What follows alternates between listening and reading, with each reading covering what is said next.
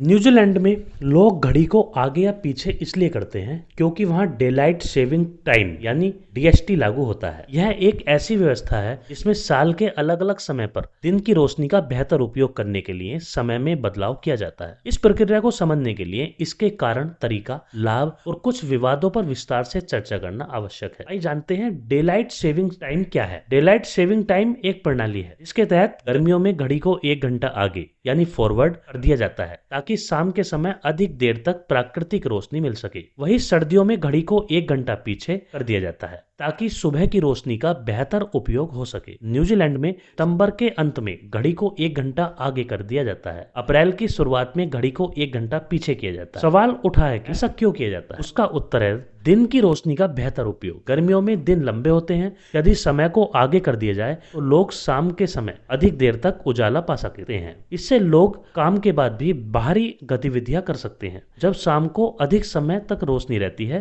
तो लोगों को बिजली की लाइट कम जलानी पड़ती है। इससे ऊर्जा की खपत कम होती है जो आर्थिक और पर्यावरणीय दोनों दृष्टियों से लाभदायक है। अधिक दिन के उजाले से लोग बाहर निकलते हैं, खरीदारी करते हैं, खेलकूद करते हैं और पर्यटन गतिविधियां बढ़ती हैं। इससे स्थानीय अर्थव्यवस्था को लाभ होता है। लंबे दिन लोगों को अधिक सक्रिय बनाते हैं। वे व्यायाम, खेल या परिवार के साथ समय बिताने के लिए प्रेरित होते हैं। इससे मानसिक और शारीरिक स्वास्थ्य में सुधार होता है। न्यूजीलैंड में 2 समय प्रणालियां होती हैं। एनजेडएसटी यानी न्यूजीलैंड स्टैंडर्ड टाइम जो सर्दियों में होता है। एनजेडडीटी न्यूजीलैंड डे लाइट टाइम जो गर्मियों के लिए होता है। जब डीएसटी शुरू होता है उसमें रात 2 बजे घड़ी को 3 बजे कर दिया जाता है और जब डीएसटी खत्म होता है तो रात 3 बजे घड़ी को 2 बजे कर दिया जाता है। डेलाइट सेविंग टाइम का विचार सबसे पहले बेंजामिन फ्रैंकलिन ने दिया था, लेकिन इसे आधुनिक रूप में 20वीं सदी में अपनाया गया। न्यूजीलैंड में पहली बार 1927 में डीएसटी लागू किया गया। बाद में इसे कई बार बदला गया। 2007 से वर्तमान प्रणाली लागू है। इसमें डीएसटी लगभग 6 महीने तक चलता है। कम बिजली उपयोग से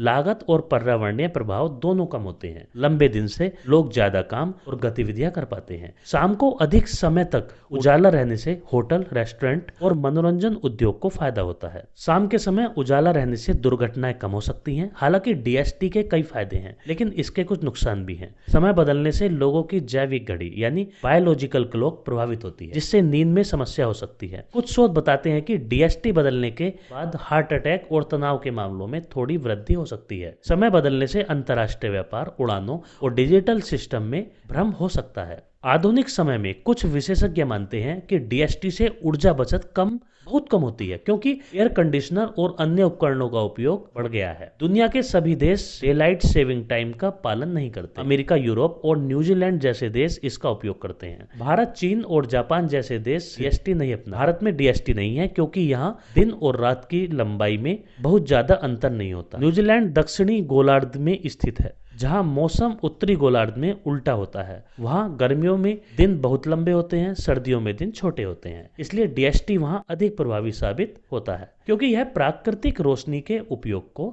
अधिकतम करता है। न्यूजीलैंड में घड़ी को आगे या पीछे करना डेलाइट सेविंग टाइम डीएसटी का हिस्सा है, जिसका मुख्य उद्देश्य दिन की रोशनी का अधिकतम उपयोग करना, ऊर्जा बचाना और लोगों की जीवन शैली को बेहतर बनाना है। हालांकि इसके कुछ नुकसान भी हैं, लेकिन कुल मिलाकर यह व्यवस्था न्यूजीलैंड जैसे देशों के लिए उपयोगी मानी जाती है। यहाँ मौसम और दिन रात की अवधि में बड़ा अंतर होता है। इस प्रकार घड़ी का यह बदलाव केवल समय बदलने का मामला नहीं है, बल्कि यह प्राकृतिक संसाधनों के बेहतर उपयोग और आधुनिक जीवन शैली के संतुलन का एक महत्वपूर्ण प्रयास है।